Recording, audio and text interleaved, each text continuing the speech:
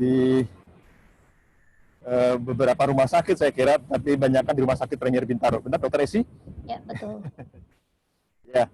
Nah, hari ini kita akan bicara mengenai nyeri dada.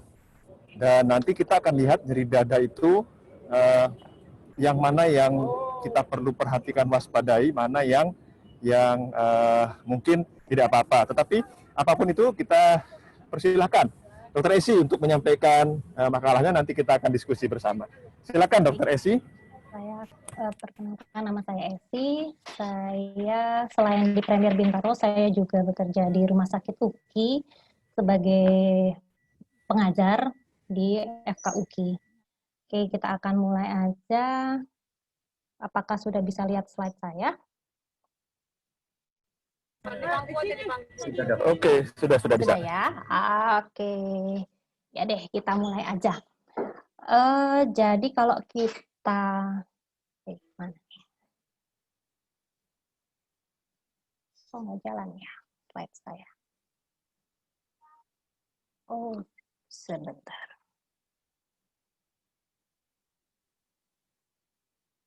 Kenapa dia?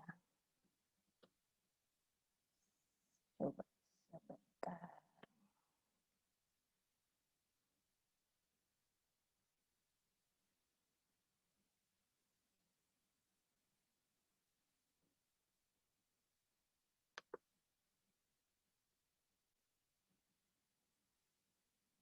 Kenapa nggak jalan ya? Diklik di itu ya, di sebelah kiri itu. Ya, oke. Ini dia tadi. Oke, kita mulai aja ya. Kalau kita ngomongin tentang dada, kita akan harus tahu organ apa aja nih yang berada di rongga dada kita. Ya, ini adalah gambar anatomi manusia, ya, bro and sis ya, manggilnya ya, bukan bapak-bapak, ibu-ibu nih ya kalau malam ini ya. Ya, jadi kalau kita berbicara ini adalah bagian dada, ya kan? Dan sebelah sini adalah bagian perut kita, dan kalau ke bawah ada bagian organ genitalia kita, ya. Jadi kalau rongga dada kita ada organ paru-paru. Paru-paru kita punya punya dua ya, bapak-bapak, ibu-ibu, kanan dan kiri. Ini paru-paru kita. Kemudian ada jantung. Kalau jantung cuma satu, ya. Kemudian di sini ada turun sedikit di organ di organ perut ada ginjal, ya. Dan di sini ada lambung, kemudian ada hati, ya. Tapi tidak digambarkan di sini, ya. Tapi yang harus kita ketahui bahwa jantung ini memang merupakan suatu motor, ya. Kalau di mobil ini kita sebagai mesin, ya. Mesinnya itu adalah jantung, dia bekerja sebagai pompa, ya, memompakan darah ke seluruh tubuh. Sedangkan kalau ginjal ini kita kadang-kadang sebutnya sebagai knalpot nih ya, sebagai untuk membuang zat-zat yang beracun, ya.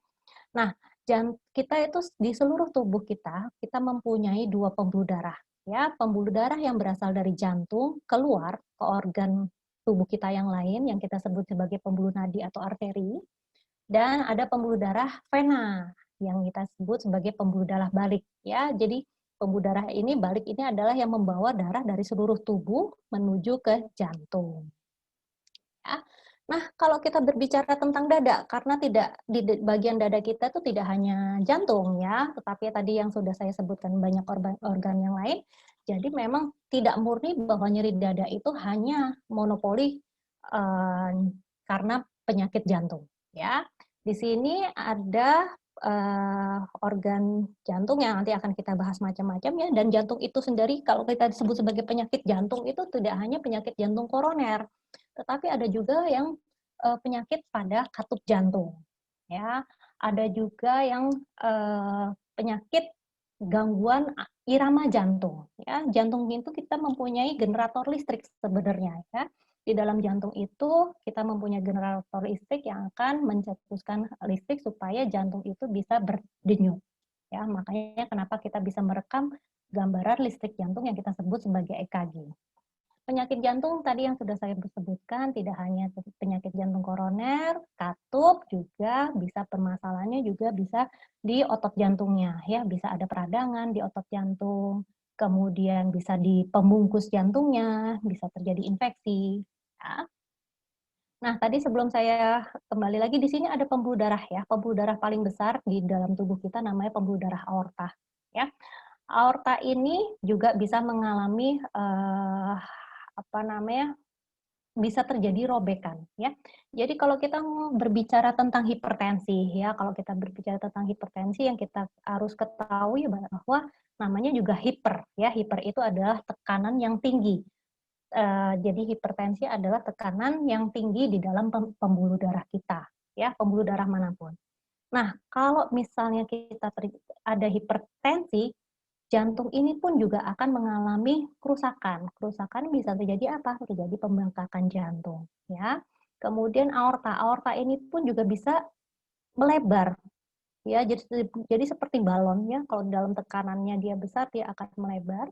Dindingnya akan menjadi tipis, ya, karena tekanan yang tinggi di dalam aorta itu, maka akan bisa terjadi robekan yang kita sebut sebagai diseksi, ya.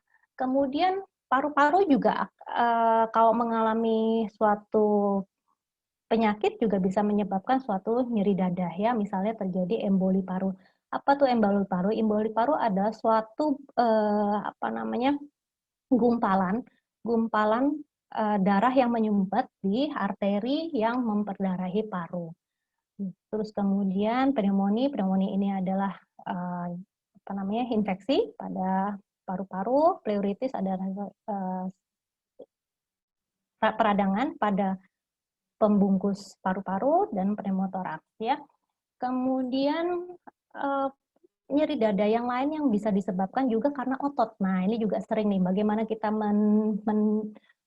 membedakannya dengan nyeri dada yang beneran karena serangan jantung, nanti akan kita bahas ya.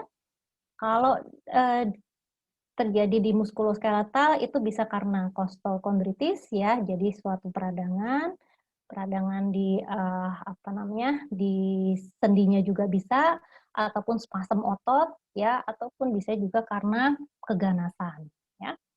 Ada juga yang penyebab lain adalah herpes zoster ya. Saya pernah waktu lagi masih zaman sekolah dulu ya, saya jaga di UGD Harapan Kita, itu ada laki-laki gitu ya, datang dengan keluhan nyeri dada menjalar ke punggung gitu ya, nyeri dada punggung, rasanya rasa panas gitu ya. Kita pasti akan kita lakukan EKG ya, untuk melihat apakah nyeri dadanya beneran karena serangan jantung ataukah sebab yang lain. Nah, kemudian kita lakukan pemeriksaan fisik. Nah, pemeriksaan fisik itu yang pertama kali saya lihat adalah dinding dada dan juga dinding punggung. Ya, bagian punggungnya kita lihat. Begitu saya buka, ternyata sudah mulai ada papul-papul ya, bercak-bercak kemerahan itu ada di punggung. Jadi awal dari herpes gitu ya. Dan ternyata memang apa namanya, pasien itu mengatakan nyerinya memang seperti nyeri dada yang seperti serangan jantung gitu ya. Kemudian nah ini yang paling banyak terjadi keluhannya pada gastrointestinal. Ini mirip ya, banyak sekali yang kita salah sangka ya, apakah memang itu karena lambung atau karena jantung, nanti akan kita bahas ya. Kemudian juga emosional. Nah, ini adalah beberapa keluhan-keluhan yang bisa kita bedakan apakah memang itu nyeri dada dari kardiak ya, dari jantung, atau non kardiak ya, di luar dari jantung. Tadi saya katakan bisa karena permasalahan di gastrointestinal ya. Gastrointestinal itu maksudnya adalah organ perut ya. Bisa terjadi perforasi ya, robekan dari esofagus. Esofagus itu saluran dari saluran makan kita ya.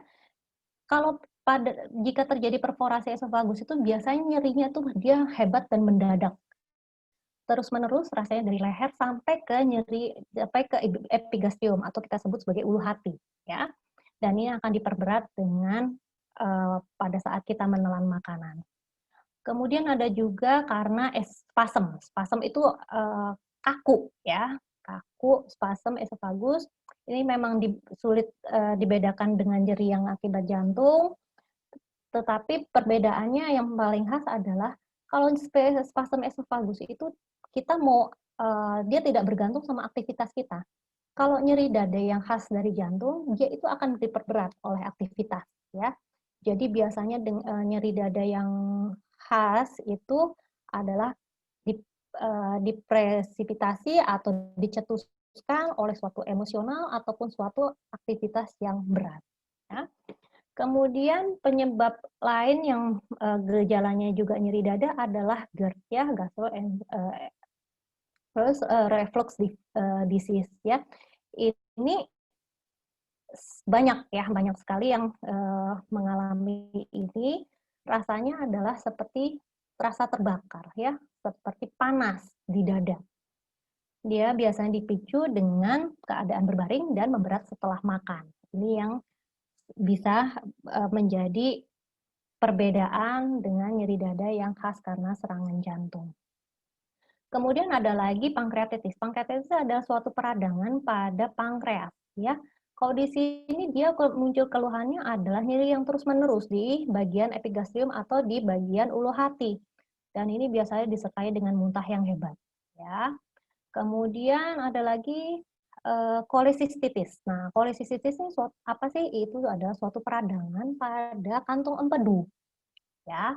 Nah, ini biasanya kalau gejala yang khas itu adalah nyerinya biasanya di sebelah kanan, ya, perut kanan, tapi juga menjalar dia ke punggung. Nah, yang paling khas dari kolesistitis itu biasanya dia akan memberat pada saat kita setelah makan makanan yang berlemak. Ya. Kemudian penyebab nyeri dada yang lain dari organ paru adalah pleuritis. Pleuritis adalah peradangan pada selaput pembungkus dari paru-paru. Ya. Nyerinya seperti apa? Hampir sama, nyeri dada gitu ya. Rasanya kayak tajam gitu ya. Tetapi yang membedakan adalah dia itu berubah sesuai dengan siklus pernafasan. Jadi pada saat tarik nafas, dia itu akan merasa lebih sakit gitu ya. Jadi kalau tarik nafas ataupun batuk, ya wah begitu batuk dia akan merasa ada seperti sayatan di bagian dada gitu. Dan enakan dengan posisi yang duduk dan sedikit membungkuk. Ya. Kemudian pneumonia tadi sudah saya sebutkan, biasanya kalau pneumonia ini paling menonjolnya adalah adanya demam dan batuk. Ya. Tadi herpes zoster juga sudah saya jelaskan. Ada lagi juga, nah ini banyak juga nih, panic attack nih. Sekarang masa COVID kayak gini, aduh, ini nggak ya, saya beneran COVID nggak ya, swab saya positif atau negatif? Wah, panic attack itu rasanya kemudian dia ngerasa, aduh kok jadi kayak sugesti gitu ya, kok ada nyeri di bagian dada atau segala macam. Oke, sekarang kita beralih membicarakan tentang jantung. Ya, tadi sudah saya sebutkan pada bagian awal bahwa jantung adalah suatu organ tubuh yang berfungsi untuk memompahkan darah ke seluruh tubuh. Ya, ukurannya jantung ini berapa sih? Ukuran jantung kita tuh cuma sekepalan tangan kita, gitu ya. Tidak besar-besar, cuma seperti ini, gitu ya.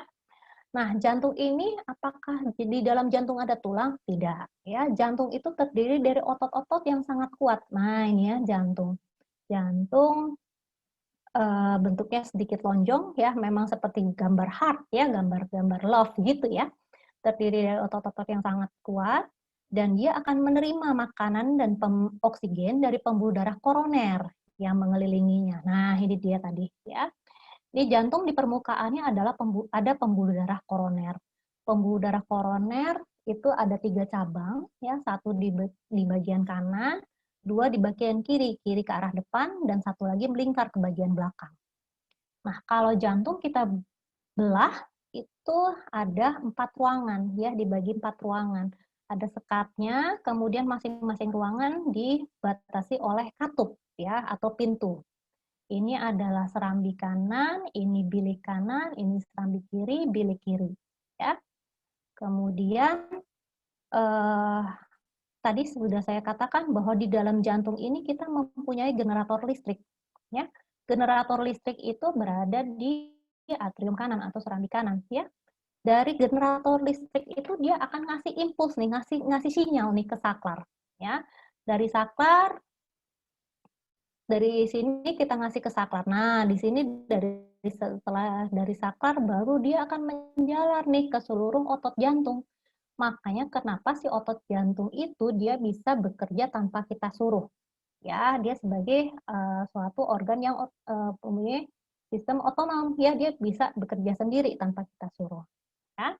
Kalau dulu waktu saya masih sekolah di kedokteran itu pertama kali kita belajar menggunakan jantung kodok ya. Jadi kodok masih hidup kemudian kita belah dadanya. Nah, jantung itu kita keluarkan dari tubuh kodok itu. Nah, setelah kita keluarkan itu jantung itu masih bisa berdetak. Tetapi dalam beberapa detik dia kemudian melambat dan kemudian tidak berdetak.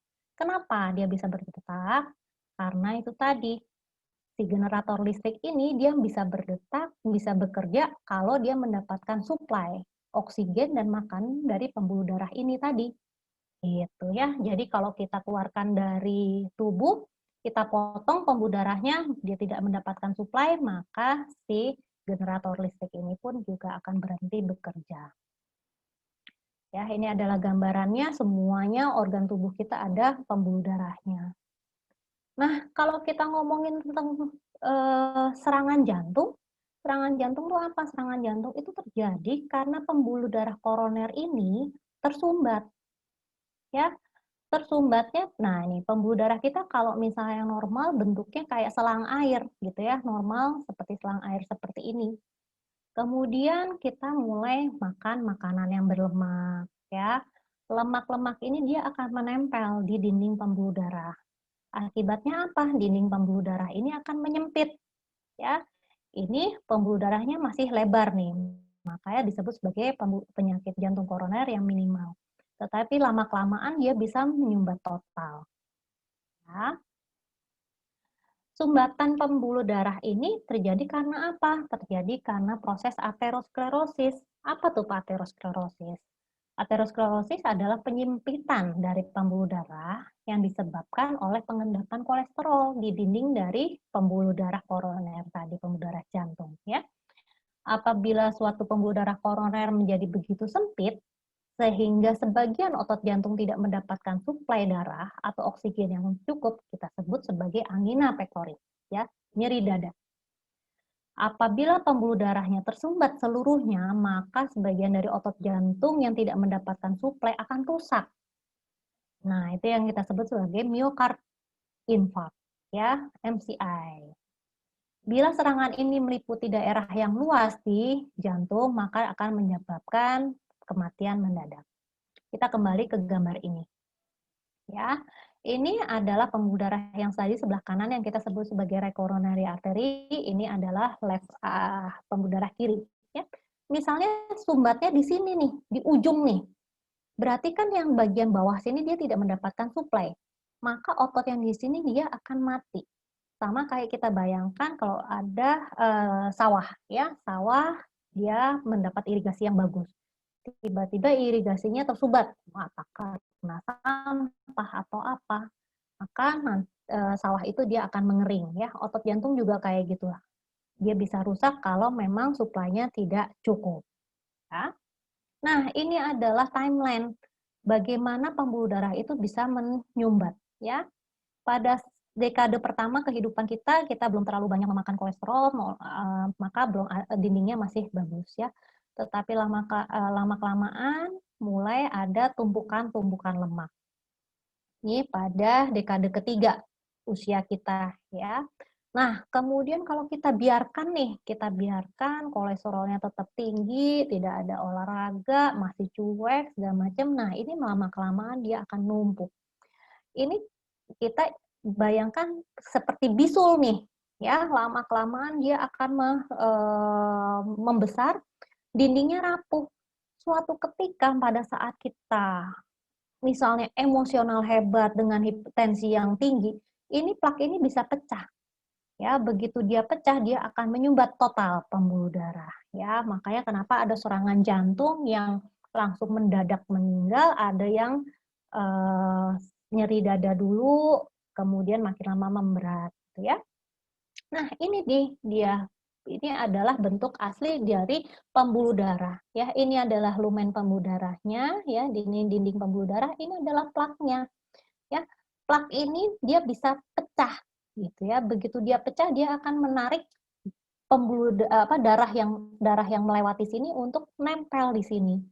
Ya, begitu dia nempel, dia akan membentuk suatu gumpalan yang besar sehingga akan tertutup total pembuluh darahnya.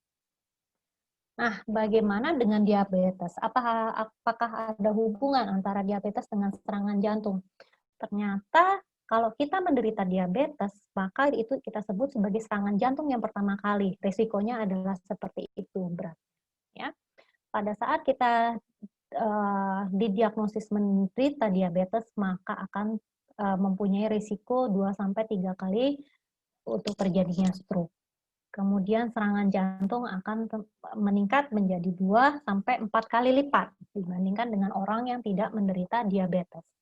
Bagaimana dengan kaki? Sama ya, akan terjadi pembuluh darah yang kurang bagus di organ-organ tubuh kita. Ya, bisa terjadi gangguan di ginjal, ya ginjal kenapa? Karena pembuluh darahnya mulai rusak. Ya. Nah, tadi kan kita berbicara tentang penumpukan kolesterol, ya, aterosklerosis. Kita harus tahu dulu, kita harus kenalan dulu apa tuh kolesterol, ya. Kolesterol atau kita sebut sebagai lemak atau lipid adalah suatu substansi organik yang berbentuk seperti lemak atau gaji serta tidak larut dalam air, ya. Terdiri dari trigliserid, fosfolipid, kolesterol, dan asam lemak, ya. Lipid ini sebenarnya sangat penting untuk fungsi normal tubuh, tetapi sangat merugikan bila kadar lemak berlebihan dalam jangka waktu yang lama dan akan menumpuk menjadi proses tadi ya, aterosklerosis. Nah, ini fungsi lemak itu, fungsi lipid sendiri adalah menjadi sumber dan cadangan dari energi kita. Ya, kemudian fungsi lipid yang lain adalah juga menjaga keseimbangan temperatur tubuh atau thermal insulator ya. Jadi ada joke-nya kan kalau orang gemuk itu susah kedinginan ya enggak? Ya, jadi kalau orang kurus tuh biasanya di luar negeri yang 4 musim lagi musim dingin itu lebih membutuhkan baju tebal gitu ya dibandingkan dengan orang gemuk. Joke-nya seperti itu ya. Kemudian fungsi lemak yang lain adalah sebagai electrical insulator ya, dia sebagai transmisi dari impuls saraf. Fungsi lipid yang lain adalah sebagai struktur membran sel ya. Jadi lemak ini diperlukan untuk mengganti struktur-struktur sel pada saat proses regenerasi ya. Kemudian lemak juga berfungsi sebagai absorpsi dan penimbunan dari vitamin yang larut lemak seperti vitamin A, vitamin D, vitamin E, dan K. Ya, kemudian lemak itu juga melindungi dari organ-organ vital kita. Nah, tetapi kita harus menjaga jangan terlalu tinggi dan jangan terlalu rendah juga. Kita kalau misalnya cek kolesterol, memang yang ideal adalah kita mencek kolesterol yang sudah kita dahului dengan puasa ya selama 10 maksimal 12 jam. Dan yang kita cek biasanya harus lengkap, ada kolesterol total, ada kolesterol LDL, ada kolesterol HDL, dan trigliserida. Jadi kadang-kadang kalau yang kita cek melalui stick di tangan itu yang di tempat-tempat ya di mall itu biasanya yang dicek adalah total ya. Nah, sedangkan kita harus mencek kadar kolesterol LDL, HDL, dan trigliserid. Nah, kita kenalan dulu. LDL-nya apa nih? LDL ini yang sering kita sebut sebagai kolesterol jahat. Kenapa dia jahat? Karena dia suka banget nempel di dinding pembuluh darah. Dan dia akan merusak dan menyumbat dari pembuluh darah tadi. Ya, jadi LDL sama trigliserid ini yang harus menjadi target terapi kita dalam menentukan dosis obat. Ya. Nah, kalau kolesterol HDL ini dikatakan baik. Kenapa dia baik? Karena dia tuh seperti ngajak-ngajak nih, ayo dong lu jangan nempel di situ dong gitu ya. Yuk HDL, yuk kita keluar aja nih melalui feses ya, melalui tinja. Jangan nempel di dinding pembuluh darah ya. karena dia bekerja sebagai memindahkan kolesterol jahat dari dinding pembuluh darah. Makanya kenapa HDL kita harus as high as you can, gitu ya. Ngapalinnya seperti itu. Kalau LDL as low as you can, serendah mungkin yang bisa kita targetkan, ya. Nah, bagaimana tanda-tanda orang serangan jantung? Orang serangan jantung untuk laki-laki dan perempuan itu sedikit berbeda, ya. Kalau laki-laki biasanya akan merasa tidak nyaman ataupun nyeri pada dada sebelah kiri dan akan menjalar ke lengan terutama lengan kiri, kemudian ke punggung, ke leher, dan juga bisa ke bahu ataupun juga ke rahang, ya. Dan terutama adalah sebelah kiri. Kalau kanan itu jarang, ya, karena jantung kita memang berada di tengah dan lebih ke arah kiri. Kalau kanan biasanya bukan serangan jantung, tetapi mungkin karena otot ataupun masalah yang lain. Ya, kemudian dia juga akan merasakan adanya sesak nafas, ya, nafasnya kok pendek-pendek. Kenapa? Tadi yang seperti saya bilang, kalau pembuluh darahnya udah nyumbat, ototnya akan mengalami kerusakan. Nah, itu akan mengakibatkan pompanya akan melemah. Ya. Sedangkan perempuan ini lebih tidak terlalu khas. Ya, variannya banyak untuk perempuan. Misalnya seperti apa? Biasanya muncul suatu dizziness ya atau pusing tiba-tiba. Ya, kemudian rasanya seperti tadi kayak GERD tadi, ya, ada heartburn-nya dan ada rasa panas. Nah, kemudian perempuan juga banyak juga yang mengeluhkan mual, muntah, terus capek, ya, tiba-tiba kok capek luar biasa. Biasanya kok saya bisa naik tangga kuat, kok ini kok tiba-tiba kok saya lemes banget ya, padahal saya masih makan oke, nggak ada masalah gitu ya. Kemudian bisa juga muncul keringat dingin. Ya. Nah, kalau tadi sudah saya jelaskan bahwa nyeri dada yang khas untuk serangan jantung adalah sebelah kiri, menjalar ke punggung, ke lengan, ke rahang. Ya. Nah, jadi bagaimana nih kita cara mencegahnya? Nah, kita mulai screening nih. Kita sekarang mulai screening. Kalau Anda pria lebih dari 45 ataupun wanita lebih dari 55 tahun, kemudian Anda merokok, kemudian berat badannya berlebih, jarang olahraga, tensinya mulai di atas 140-an, kemudian ada dari keluarga nih, mungkin ada kakek atau orang tua atau bukan keluarga dari pasangan ya, tetapi dari garis kita sendiri ada yang pernah serangan jantung ataupun meninggal mendadak di usia muda. Nah, maka kita harus mulai screening, harus mulai aware apa yang harus kita lakukan, kita harus mulai konsultasi ke dokter. Ya. Pemeriksaan jantung yang bisa kita lakukan macam-macam, antara lain adalah EKG. EKG tadi sudah saya sebutkan, ini EKG merupakan perekaman listrik jantung. Ya. Kemudian ada ekokardiografi, treadmill test, dan kateterisasi jantung. Ini adalah ekokardiografi, kita sebut sebagai USG jantung, ya. Sama, ini alatnya sama kayak USG obgyn ya, kandungan. Kalau misalnya ibu hamil biasanya juga pakai alat ini juga, tetapi yang membedakan adalah ininya nih, probe-nya ini. Ya, probe yang kita pakai adalah probe yang kecil. Kalau untuk kebidanan dia besar biasanya. Kemudian di sini akan kita lihat di layar, ya. Jadi alat ultrasound ini kita menggunakan gelombang suara yang akan dipantulkan oleh organ yang berada di dalam rongga dada, yaitu jantung. Ya. Jadi kita akan mendapatkan suatu real time, ya, real time gambaran jantung, struktur dari jantung itu sendiri, ya. Jadi ekokardiografi adalah suatu pemeriksaan ultrasonografi untuk melihat struktur jantung, baik otot jantung, katup jantung maupun pembuluh darah yang lain dan juga untuk memeriksa kekuatan pompa jantung.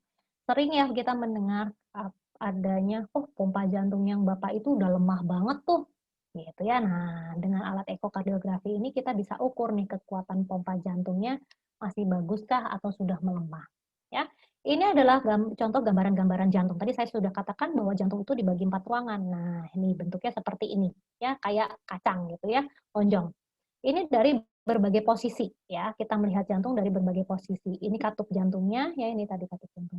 Kemudian juga kita bisa kasih color, ya, kasih warna untuk melihat aliran darahnya, ya.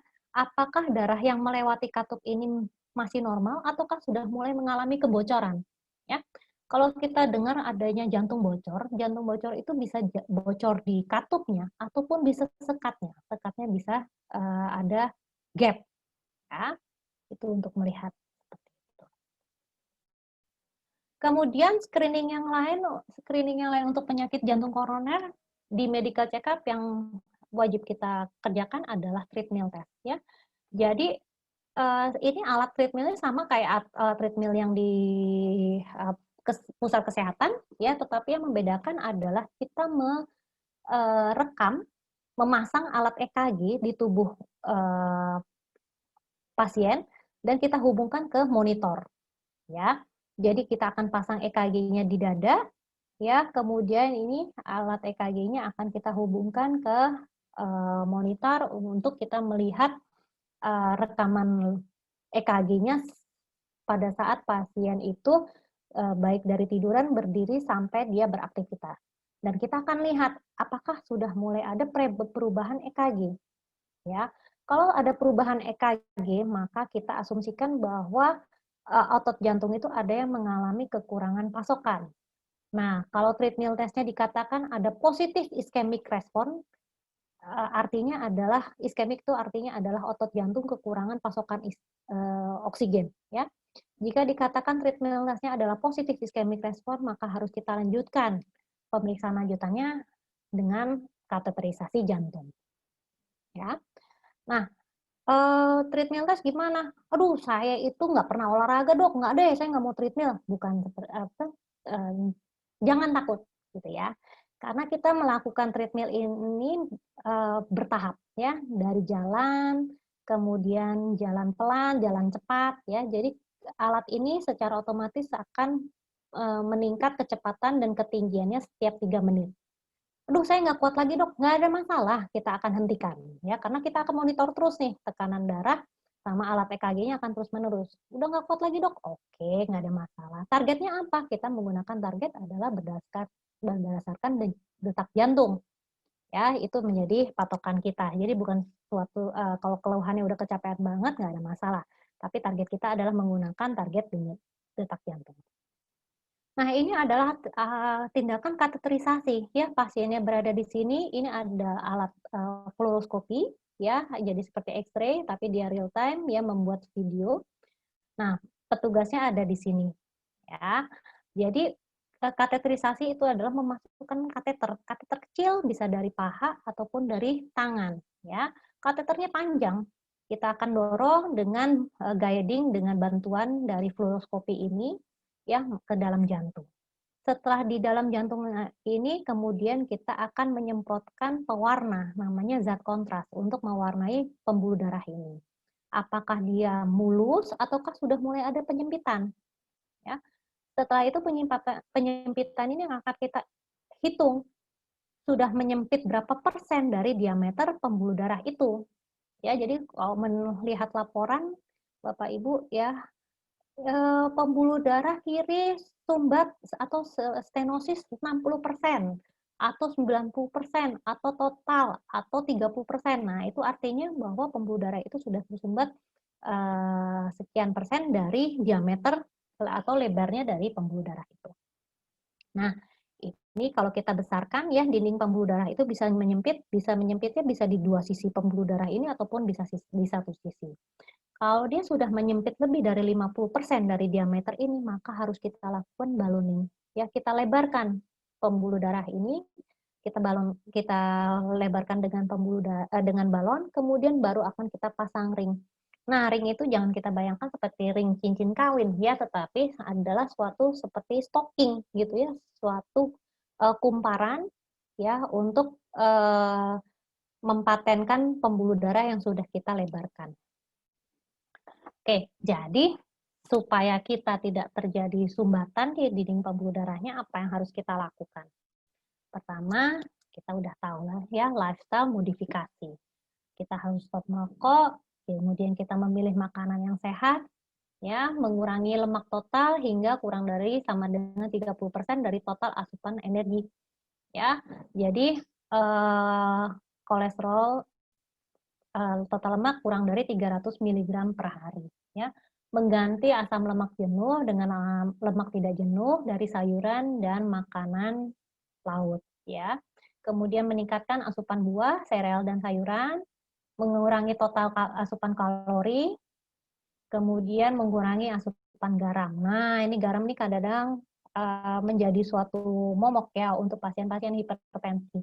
Pasien-pasien hipertensi itu kita harus benar-benar mengurangi pasokan garam itu maksimal adalah 1 sendok teh per hari. Ya. Kemudian kita juga harus meningkatkan aktivitas fisik. Nah, kemarin 9 September ini baru dicanangkan sebagai Hari Olahraga Nasional. Ya.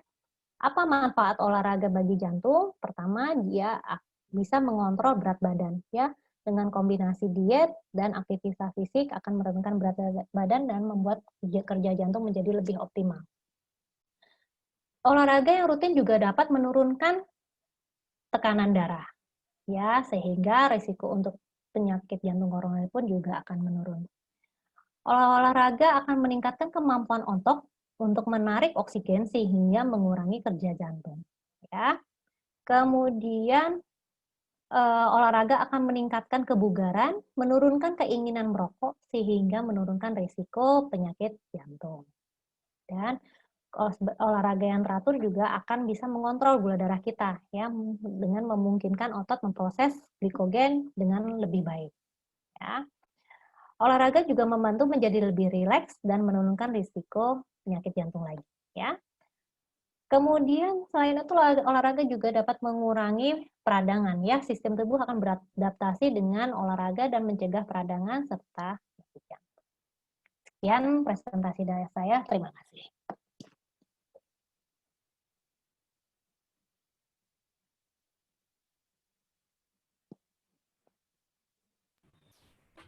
Terima kasih Dokter Esi. Halo.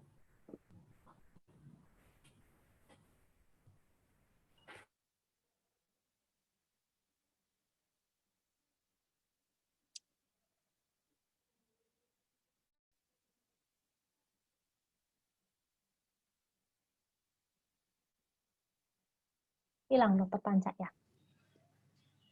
Dokter Ya, Panca, begini.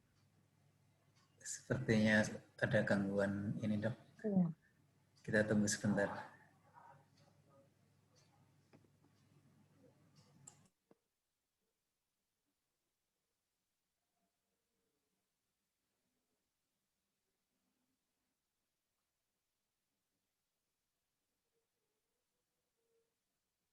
Hilang suaranya mungkin Dokter Panca ya. Mungkin yang bisa saya tambahkan dari olahraga, apa sih sebenarnya kita olahraga ya? Tadi pembuluh darah, kan saya sebutkan bahwa pembuluh darah ada pembuluh darah balik, gitu ya. Pembuluh darah balik yang ke jantung. Ya, pembuluh darah balik ke jantung itu dia akan dibantu kerjanya oleh otot kita. Pada saat otot kita berkontraksi, nah maka dia akan membantu pembuluh darah itu balik ke jantung. Ya, selain itu dengan olahraga kita merangsang nih pembuluh darah itu untuk membuat suatu kolateral atau sebagai membuat suatu cabang ya, sama kayak kita pohon itu kita kasih pupuk ya, kita sayang-sayang gitu. Gunanya untuk apa? Dia akan membuat ranting yang banyak. Dengan ranting yang banyak daunnya, banyak buahnya. Nah, pembuluh darah kita kayak gitu. Kalau kita jaga, kita sayang-sayang, kita sayangi dengan olahraga, nah itu akan membuat pembuluh darahnya makin banyak kolateral. Oh, Dokter Panca sudah kembali. Silakan dok. Ya, mohon maaf tadi masuk rumah jadi hilang gitunya. Baik, aduh, mana nih kok hilang semua lagi nih chatnya. Jadi ada beberapa pertanyaan tadi yang ada di apa namanya di chat sini sudah ada. Nah, pertanyaan-pertanyaan itu cukup menarik karena bervariasi mulai dari nyeri dada sendiri, tapi juga ada yang bertanya mengenai olahraga, mengenai hal-hal lain. Saya lihat lagi yang tadi pertama. Nah, yang pertama punya saya hilang lagi ini. Ada pertanyaan dari Bro Junior, boleh langsung bertanya lewat mikrofonnya, di unmute sendiri. Silakan Bro. Salam dokter. Ya. Ya, malam. Kalau misalnya ada teman kita yang mengalami nyeri dada, gimana ya pertolongan pertamanya? Oke. Langsung jawab aja atau gimana nih, Dok? Jawab aja. Langsung aja, langsung dikumpulin. Ya. Nggak usah, jawab aja langsung. Oh, biar oke. kita. Ya. Jadi kalau kita ada teman tiba-tiba nyeri dada, misalnya lagi apa nih, lagi olahraga atau lagi aktivitas gitu ya. Nah, yang pertama kali kita lakukan adalah membuat keadaan senyaman mungkin untuk orang tersebut, ya. Pada saat dia merasa nyeri dada, dia pasti akan merasa cemas, ya. Nah, pada saat merasa cemas itu, yang bisa kita lakukan adalah mengajak orang tersebut untuk mengatur pernafasan kita, ya. Dengan kita mengatur pernafasan kita akan akan membuat pembuluh darah yang tadinya menciut karena cemas, karena ketakutan, itu akan membuat jadi lebih longgar. Kemudian kita akan tanya, nah kalau nyerinya seperti apa nih, gitu ya? Apakah benar berada di sebelah dada kiri yang menjalar ke yang tadi seperti saya sebutkan, ataukah di nyeri ulu hati, gitu ya? Jadi kalau nyeri ulu hati, kita mulai tanya, udah makan belum sebelumnya, gitu ya? Ada aktivitas apa nih? Ada faktor risiko yang lain nggak? Ada darah tinggi nggak? Nah, kita mulai tanya nih, bro, lo ada darah tinggi nggak? Ada misalnya gitu ya. Lo udah minum obat belum? Belum. Nah, itu juga bisa juga ya. Jadi harus kita ingatkan pertolongan pertama adalah mencari penyebab juga ya. Sambil kemudian kita mulai siap-siap nih mengarah ke tempat rumah sakit atau puskesmas terdekat. Ya, jadi penolongan pertama adalah membuat keadaan senyaman mungkin untuk orang tersebut. Jangan sampai dia semakin cemas, jangan malah kamunya jadi ikutan panik gitu ya, misalnya, bro, gue juga ikutan panik nih, ya dia makin panik gitu ya. Jadi, santai dulu, santai. Oke, tarik nafas. Oke, kalau misalnya muslim, zikir. Oke, coba.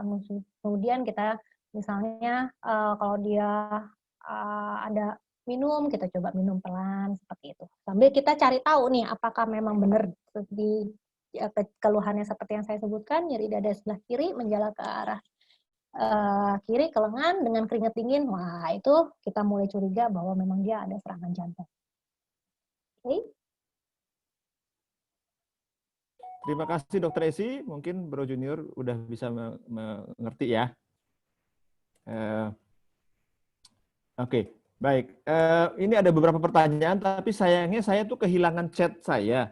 Oh, ini saya bisa baca nih, Dok. Saya aja yang baca kali ya. Ya. Oke, ini dari Arlan nih ya. Dari Bro Arlan. Pak Arlan ya. Oh ya, saya Bro mau Arlan tanya. ini orang yang sangat aktif nih. Oh, oke. Mau tanya, kalau lengan sering kesemutan saat tidur malam, kenapa ya dokter? Apakah itu karena peredaran darah yang tidak lancar, sebab pengentalan darah, atau penyebab kolesterol? Oke, nah pada saat tidur mungkin malam tanya dulu ya. sama Pak Arlan itu tidurnya miring kemana, ke kanan atau ke kiri tuh. Sama ditanya, dok, sampingnya siapa, dok? Oh iya, itu dia. Bisa aja, Pak. Ya, jadi kalau kesemutan ini memang lebih kita pikirkan adalah posisi, ya. Posisinya apakah dia tertekan dalam jangka waktu yang lama, apakah memang pernah ada suatu trauma atau benturan, ya, atau tidak. Nah, kalau misalnya apakah memang ada peredaran darah yang lancar, kalau peredaran darah yang lancar itu biasanya tandanya adalah ujung-ujung jari itu dingin, Dok. Ya. Kalau kita lihat ujung-ujung jari, kuku-kukunya lebih kelihatan pucet, putih gitu ya. Nah, itu kemungkinan besar sudah mulai ada gangguan peredaran darah. Ya, kita sebut sebagai akut limf iskemia. Ya. Jadi kalau misalnya masih perabaannya masih hangat gitu ya.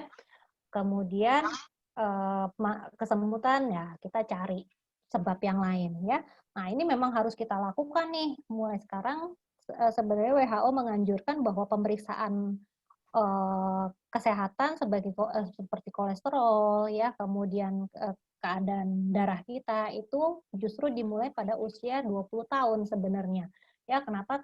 Karena kita sudah lihat tadi di timeline dikatakan bahwa proses aterosklerosis itu sebenarnya sudah mulai terjadi pada dekade pertama justru ya. Jadi sudah mulai ada namanya foam cell ya.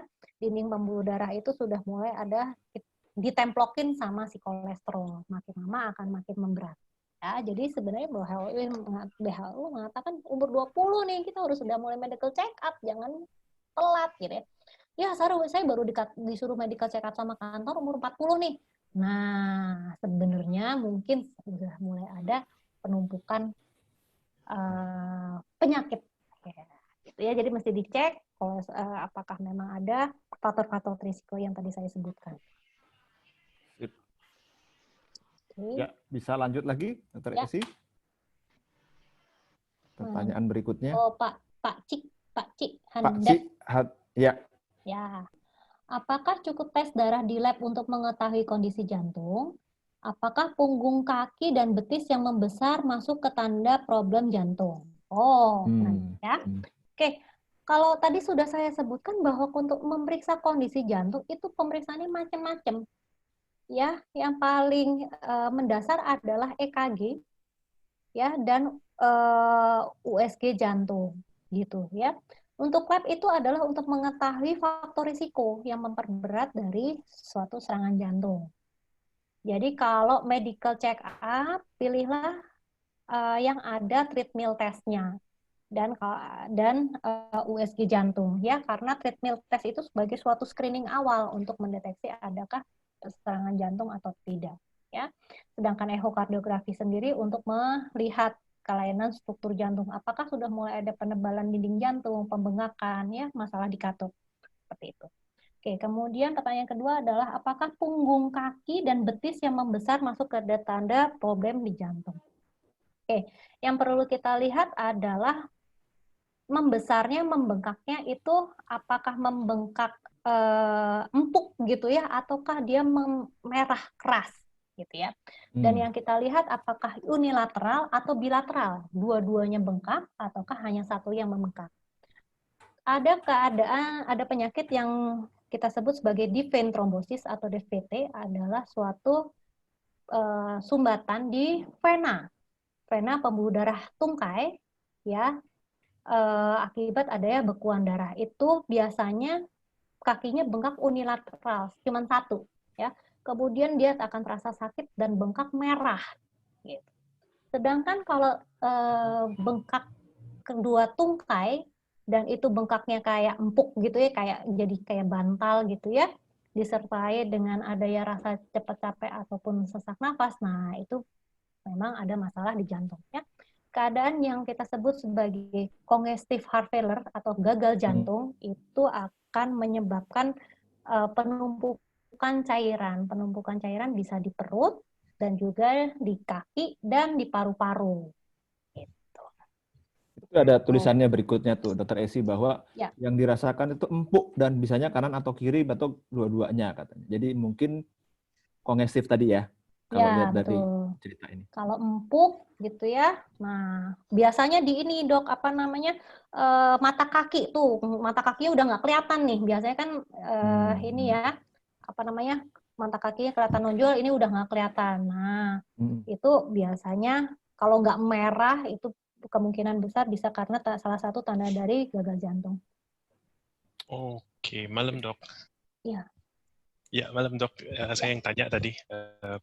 Ya, silakan. Oh, berarti actually ini baru saya rasakan dalam bulan ini, dalam minggu ini sih, Dok. Oke. Hari Senin saya kena angin duduk. Terus sama even saya bicara ini pun ngos-ngosan sekarang. Oh, Biasanya oke. enggak. Hmm. Terus juga saya kebetulan di rumah ada pinset.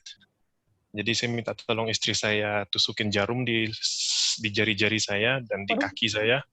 Jangan, Dan itu Pak. Infeksi nanti. udah di itu sih di apa dulu dibersihin, dan itu memang waktu darahnya keluar muncrat itu jantung dan kepala saya tuh rasanya langsung normal Lega. gitu. Cuman lega, betul. Cuman kayaknya nih saya bilang nih kayaknya harus sudah mulai cek jantung nih saya. Harus. Karena jalan ke depan komplek aja udah ngos-ngosan. Iya, itu harus. Betul, Pak. Memang sebaiknya mulai Iya. membuat jadwal ketemu saya. Oh, ya. Ketemu dokter jantung, Ketemu dokter Pak. jantung. Iya. Iya, Itu iya, harus memang harus cepat itu ya. Iya, betul. berarti Mbak Esi berarti kaki yang di punggung telapak kaki dan juga di betis saat dia membesar temporary terus dia kecil. Terus kalau saya lagi stres kerjaan work from home dia kayak tegang lagi, itu berarti udah salah satu tanda jantung ya. Iya, Pak. Ada darah tinggi sebelumnya? Iya. Nah. Betul. Oh. Biasanya Oke. itu Itu jantungnya udah mulai nggak kuat ya, Dokter Esi ya. Ya, tuh. Nanti kita harus lakukan USG jantung tuh untuk melihat pompa jantungnya. Oh, itu juga harus USG jantung ya, Betul. Dok, selain EKG. Betul. Oke. Baru tadi siang sih istri saya nanya ke Ramsay paket untuk cek jantung. Poli aja Pak, mendingan kalau kayak gitu langsung, sih. Kalau ini langsung, ini bukan cek jantung, ini langsung poli ya, ke jangan dokter MCU, jantung aja. kelamaan nanti nunggunya. Ya. Oh gitu. Iya, poli aja. Oke. Ini kasus yang memang sudah harus berobat. Thank you. Oke, kita lanjutkan Terima Dokter kasih. Esi. Terima kasih Pak Cito. Mana ya? Dokter Esi, ada pertanyaan dari Agus Purwanto ya tadi ya, mengenai tangan sering basah dan berkeringat. Oke. Apakah itu ada hubungan dengan jantung? Oke. Kalau tangannya basah berkeringat sejak kecil, bukan. Biasanya bukan, ya. Orang yang keringat di telapak tangan belum tentu sakit jantung. Tetapi orang yang serangan jantung biasanya akan selalu diikuti adanya keringat dingin. Ya, keringat dingin tidak hanya di telapak tangan, tapi di basah dia. Ya, jadi orang serangan jantung itu biasanya keringat merasa dingin, keringatnya banyak saat itu sampai bajunya sampai basah. Gitu. Ya. Kalau misalnya ada keringat di telapak tangan tapi tidak pernah ada keluhan sesak nafas ataupun yang lain, biasanya sih bukan ya. Iya. Baik, ini ada pertanyaan yang berseri ini dari Bu Roria Tobing.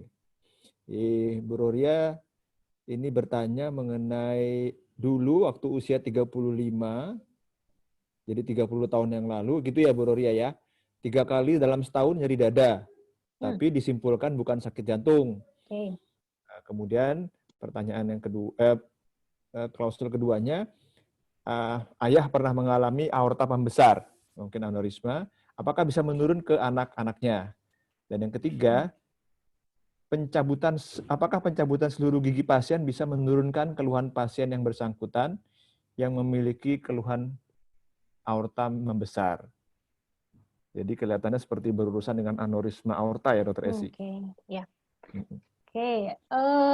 Tadi 3 kali dalam setahun ke rumah sakit karena nyeri dada. Tadi saya sudah jelaskan ya Bu, diagnosis banding ya, kelainan-kelainan yang bukan dari jantung. Nah, Ibu mulai cocok-cocokin nih gitu ya. Kira-kira yang mana nih gitu ya? Apakah memang nyerinya terus-menerus, kemudian posisinya di sebelah mana? Kalau nyeri dadanya masih kita bisa pointing, bisa kita tunjuk, biasanya bukan Bu. Ya, nyeri dada yang serangan jantung itu dia diffuse, dia menyebar. Kita bisa localize gitu ya, tidak bisa kita tunjuk. Biasanya kalau bisa ditunjuk. Kalau ditunjuk ke sini, ini nih dok, sini nih, cuma di sini aja. Kalau ditekan sakit, kalau saya gerakin tangan makin sakit, bukan jantung. Ya, jadi kalau nyeri dada serangan jantung adalah diffuse, rasanya seperti tertekan beban berat dan dia akan ada radiating, menyebar. Ya. Kemudian jadi pertanyaan mengenai aneurisma, jadi aorta yang membesar. Oke. Aneurisma itu apakah menurun? Kalau menurun, yang menurun ke anak-anaknya adalah faktor risikonya, Bu, ya. Faktor risiko hipertensinya atau diabetesnya, ya. Tetapi kalau pembuluh darah aortanya sendiri membesar, otomatis bahwa anaknya membesar, enggak. Ya. Tapi faktor risikonya, ya, tadi saya sudah sebutkan bahwa aorta membesar bisa karena darah tinggi, ya, darah gini yang tidak terkontrol. Kemudian pencabutan itu, seluruh gigi, aduh kasihan amat ya. Gigi itu. Ini sesuatu yang berbeda ya Bu, ya, nggak ada hubungannya sebenarnya. Ya kasihan bener seluruh gigi, nanti makannya pakai apa? Ya, jadi enggak ya Bu, nggak ada hubungannya antara mencabut gigi dengan menurunkan keluhan akibat dari pembesaran aorta. Tetapi yang saya tekankan di sini adalah kalau misalnya ada masalah pada katup jantung, Bapak Ibu sekalian pernah dikatakan, oh ada masalah di katup jantung nih, mungkin bocor atau apa, maka kita harus benar-benar memperhatikan kebersihan dari gigi kita. Kenapa? Karena kuman-kuman yang berada di gigi yang rusak itu bisa membuat suatu vegetasi atau suatu gumpalan yang akan nyangkut di katup jantung yang bermasalah. Itu yang masih saya tekankan. Iya. Oke. Ini pertanyaan dari Sis Dewi. Apakah betul jika punya tekanan darah tinggi selalu diidentikan dengan penyakit jantung? Bagaimana dengan darah rendah? Mana sih kok saya nggak nemu? Oh iya ya. Oke. Kalau darah tinggi itu tadi seperti saya bilang bahwa kalau darah tinggi yang tidak terkontrol pasti akan menyebabkan gangguan pada jantungnya. Yang pertama kali yang diderita oleh jantung adalah jantung itu akan menebal, ya, menebal otot jantungnya. Nah, kalau orang berpikir, oh nebal bagus dong gitu ya, enggak, makin kuat, tidak. Tetapi yang terjadi adalah otot itu menebal dan menjadi kaku. Ruangan jantung akan menjadi sempit gitu ya. Jadi kita lihat bahwa ruangan jantung dibagi empat ruangan ya. Kalau si otot jantungnya itu menebal, ibaratnya kayak kita punya ruangan nih, kita punya kamar gitu ya, 3x3 gitu ya. Nah, dindingnya tadinya segitu. Nah, kemudian dindingnya kita tebelin nih ya, menjadi tambahin lagi misalnya 3 batak lagi. Tapi kita tidak bisa mengurangi apa yang ada di dalam ruangan itu. Apa lemarinya kita pindahin, nggak bisa gitu ya. Nah, akibatnya apa? Akan menjadi sempit. Begitu juga dengan jantung ya. Jantung kalau misalnya dia sudah mulai menebal, ruangannya akan sempit, maka lama-kelamaan dia akan menjadi capek. Itu yang akan menjadi gagal jantung. Kemudian kalau darah rendah yang harus kita lihat adalah apakah darah rendah ini akan membuat suatu symptoms atau suatu gejala ataupun membuat suatu keadaan yang membuat organ-organ tubuh yang lain mengalami masalah. Ya, misalnya apa? Kalau kita tekanan darah rendah, kaki kita jadi dingin banget, jadi sakit, kemudian kencing kita jadi berkurang, itu berarti sudah mulai ada gangguan hemodinamik ya. Tetapi kalau tekanan darah rendah, harus kita tingkatkan dengan olahraga ya, kita harus memperbaiki fungsi-fungsi otot-otot kita dan fungsi jantung kita dengan olahraga. Ya, Dokter Esi, ada pertanyaan dari Bro Andika. Ini mengenai ring yang bisa dipasang di pembuluh darah jantung. Berapa maksimal yang boleh dipasang? Itu pertanyaannya. Oke. Kalau kita kembali ke slide ya. Nah, ya.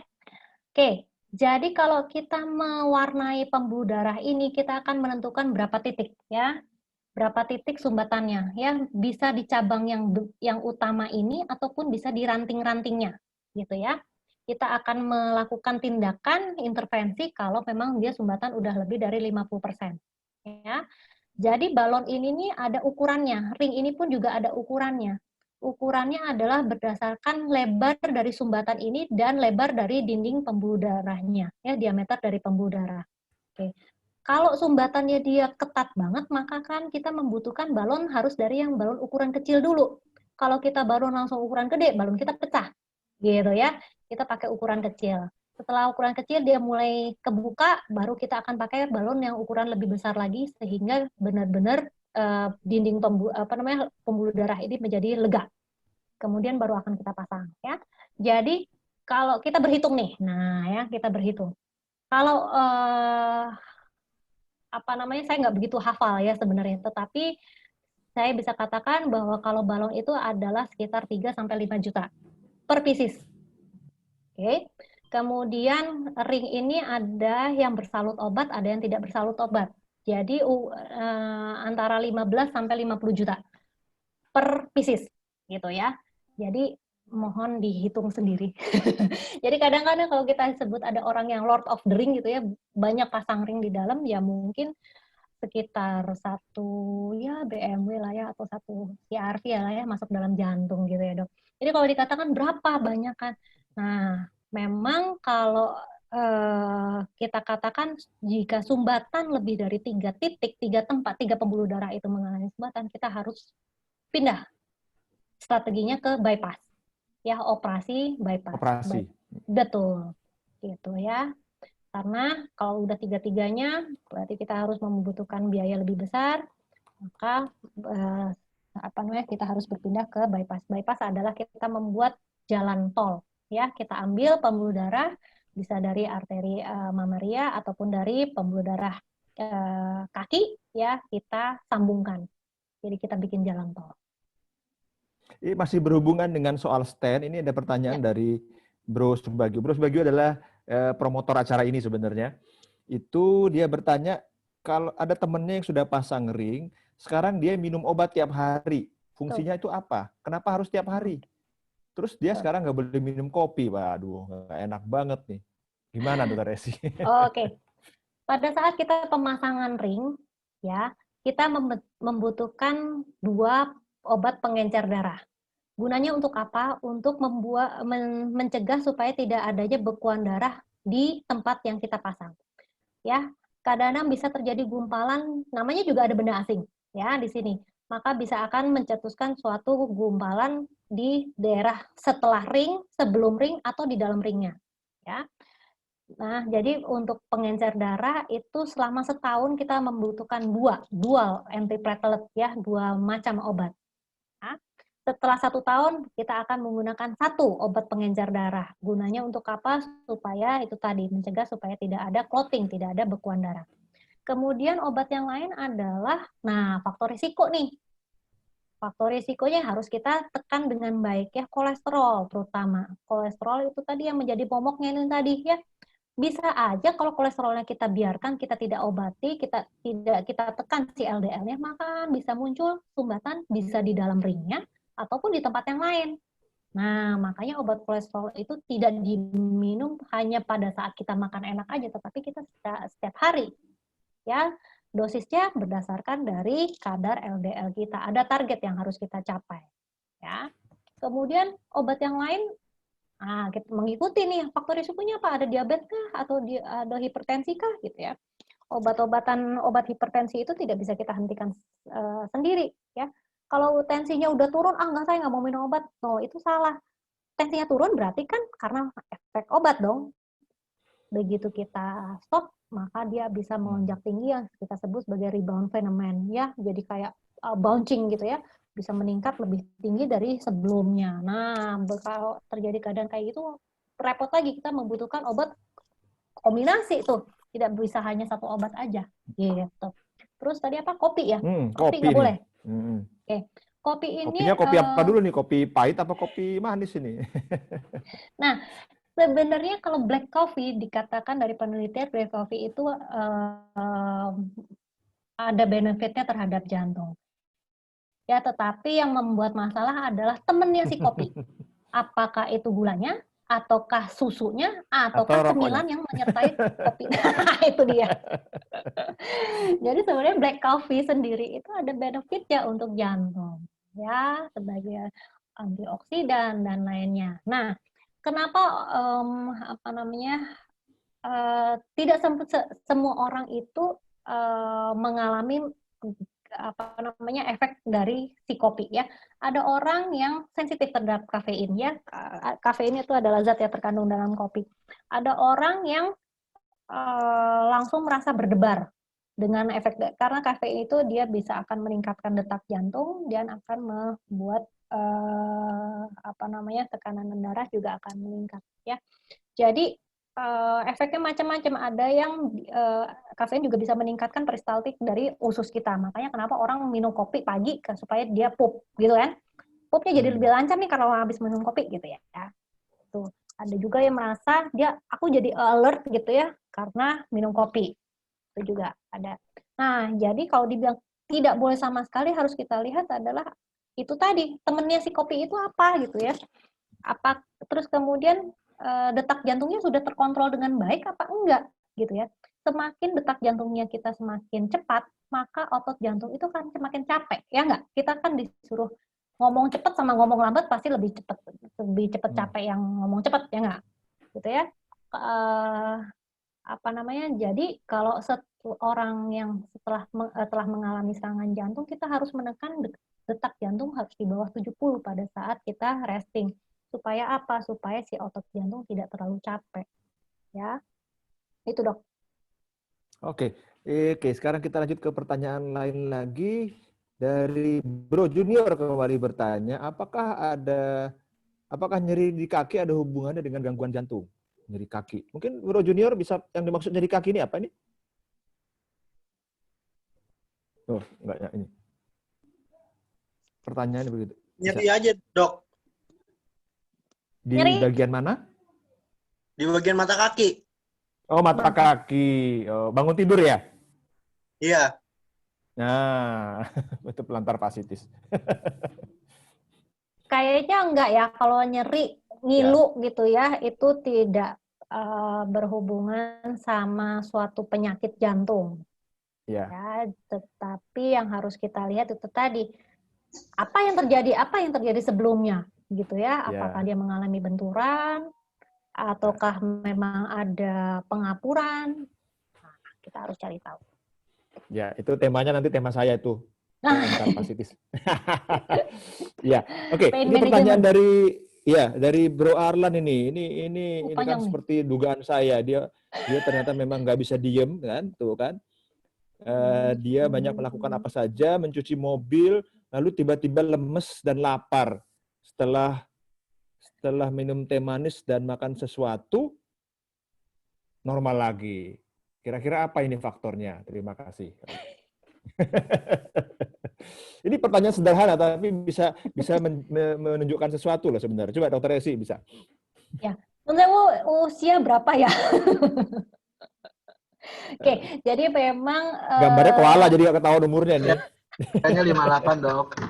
58, masih muda. Oke. Jadi memang tubuh kita tadi saya katakan kita ibaratkan sebagai suatu mobil ya. Kalau mobil, jantung itu sebagai mesin, knalpotnya itu ginjal gitu ya, terus pengemudinya itu adalah otak kita gitu ya.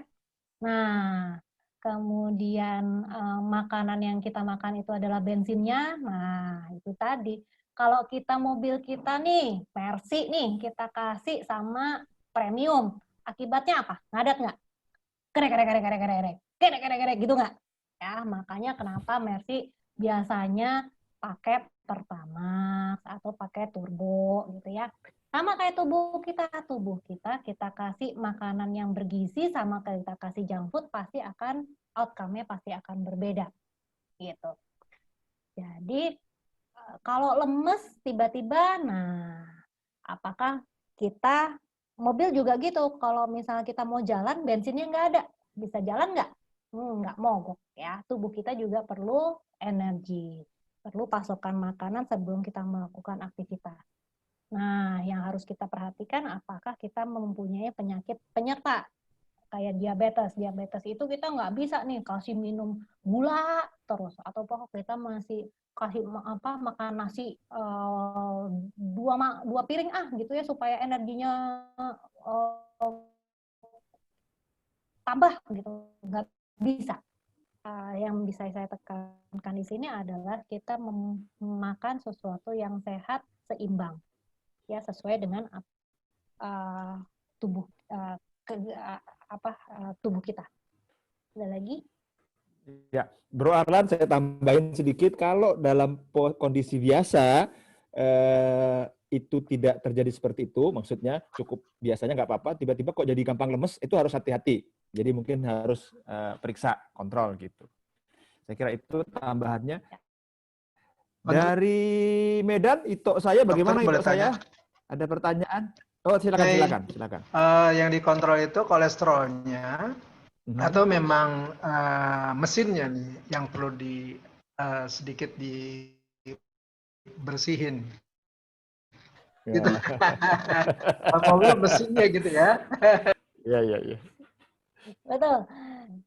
Paling gampang adalah justru mengontrol bensinnya, ya nggak? Gitu loh. Ya, si mesin ini kan sebenarnya menerima apapun yang masuk. Ya kan, tadi saya bilang bahwa pembuluh darah koroner itu membawa oksigen dan zat makanan.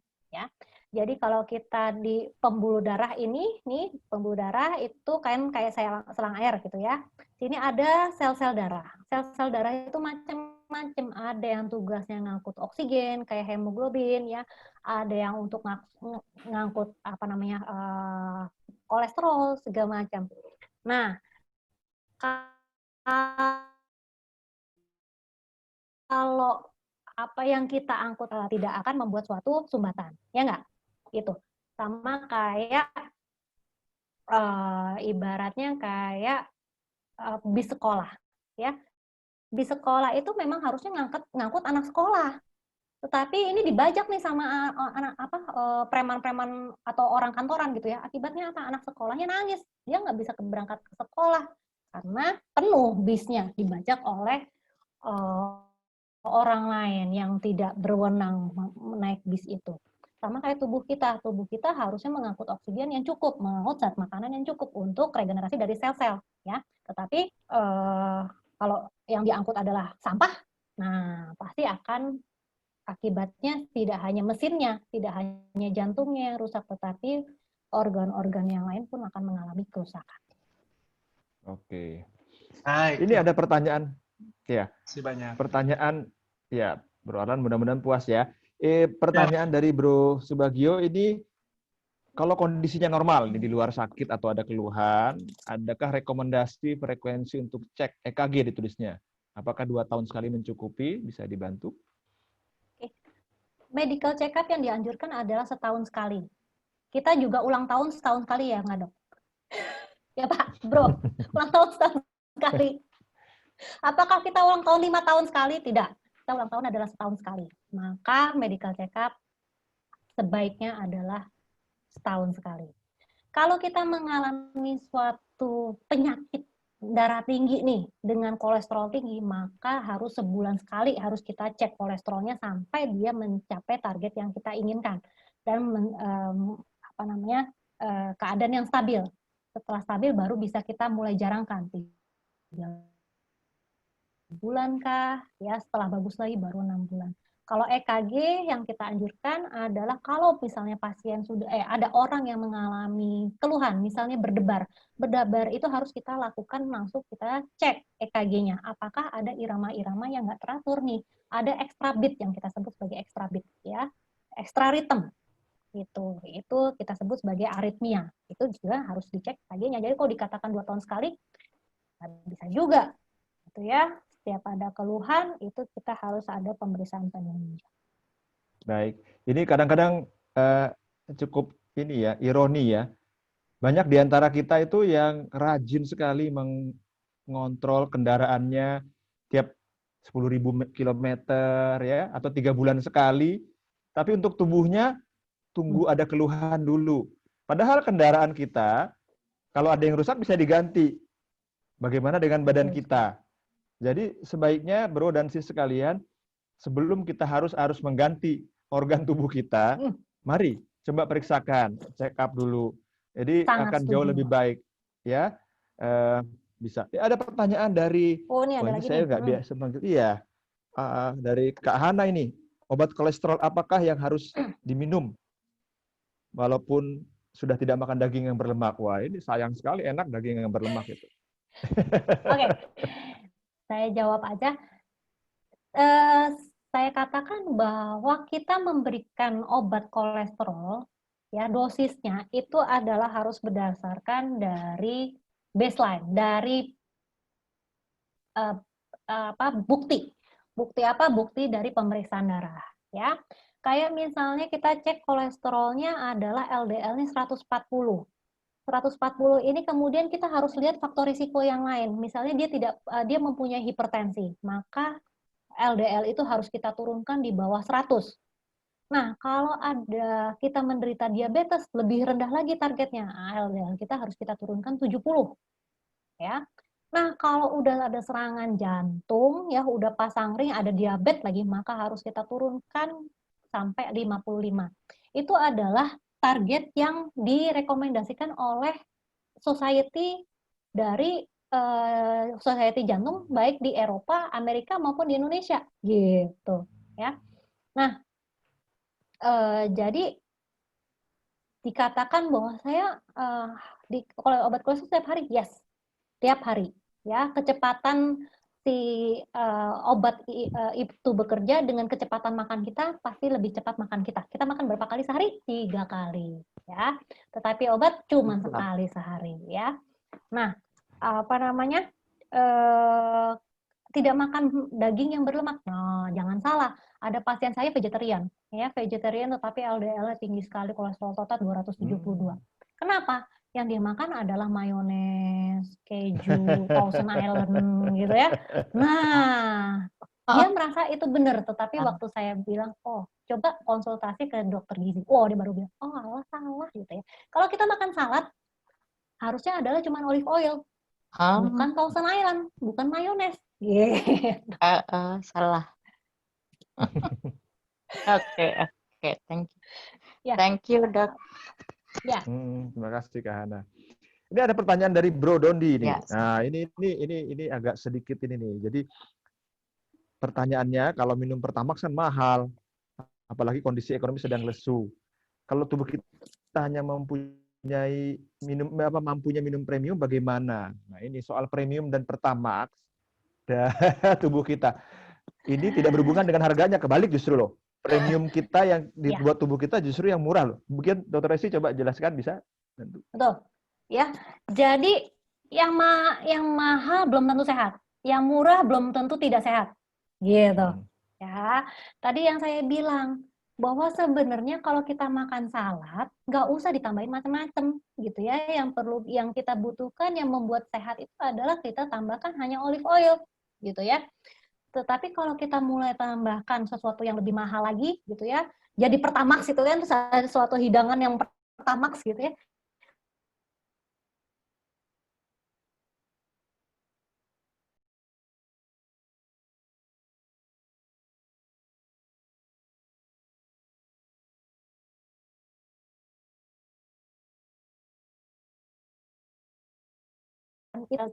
Daging yang kita pilihkan adalah daging yang tentu saja yang tidak berlemak. Kemudian kita sisihkan, ya.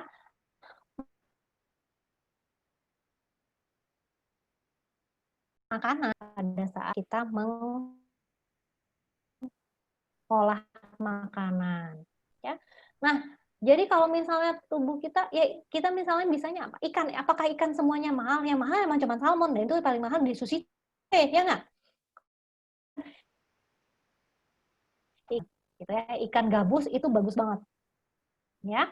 Ikan gabus itu setara dengan ikan salmon, ya itu apa namanya manfaatnya, gitu. Baik, Dr. Esi, terima kasih banyak. Ada yang lain lagi yang ingin bertanya secara langsung, boleh? Bro dan Sis.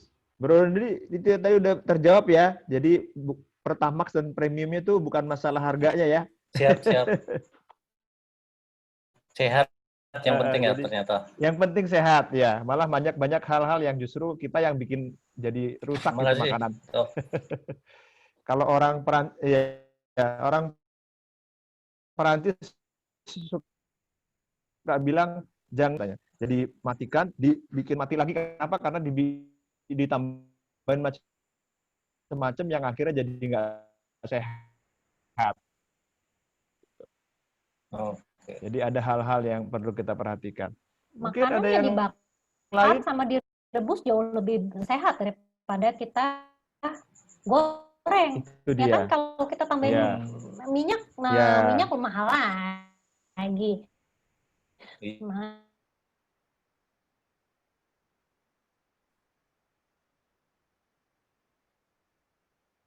siapkan dari Waduh, panitia. Dok ya, pertanyaan paling panjang. Yang paling panjang dia, kalau saya mencatat patut diapresiasi, yaitu pertama Bro Junior, kemudian Bro Arlan dan Bu Roria. Setuju nggak, Dr. Yuk. Esi? Sip. Oke, kepada mereka bertiga ini bisa menghubungi Mas Bro Subagio ya, SBO, chat langsung aja ya. Gimana Bro? Bro Subagio? Nanti kirim ke nomor WA saya aja, Dok. Oke, oh ini ada ininya. Oke. Tapi ini harus dikirim ke ini. Sorry, ini harus di share di grup ini semua ini. Atau saya kirimkan ya. Oke. Nah, pertanyaan lagi satu lagi nih, Dr. Esi. Tolong dijawab langsung. Promo MCU, ya ke Premier ya Pak. Saya juga nggak hafal. Premier Bintaro.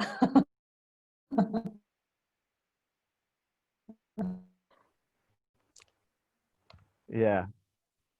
Bentar, saya lagi ini sebentar satu lagi. Ya, bentar. Oke, saya kira demikian. Kita sudah cukup waktunya sampai 8.30 lebih nih. Dan saya berterima kasih buat semua yang hadir dan bertanya. Ini acara direkam dan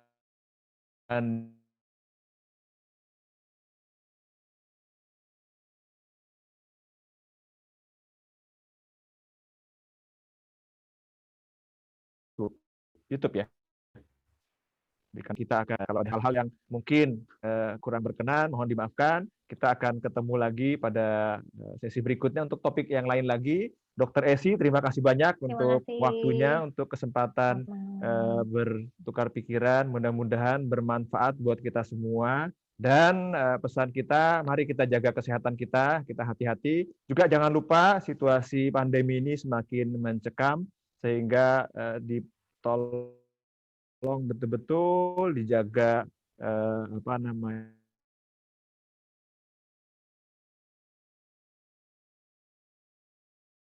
bahaya ya. Saya kira itu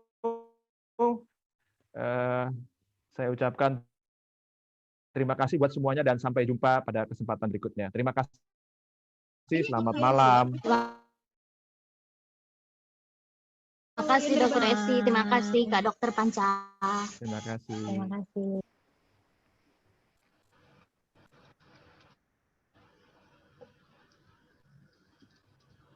Terima kasih Pak Dokter Terima Panca. kasih. Terima kasih Pak Arlan. Live ya. Ya, yuk.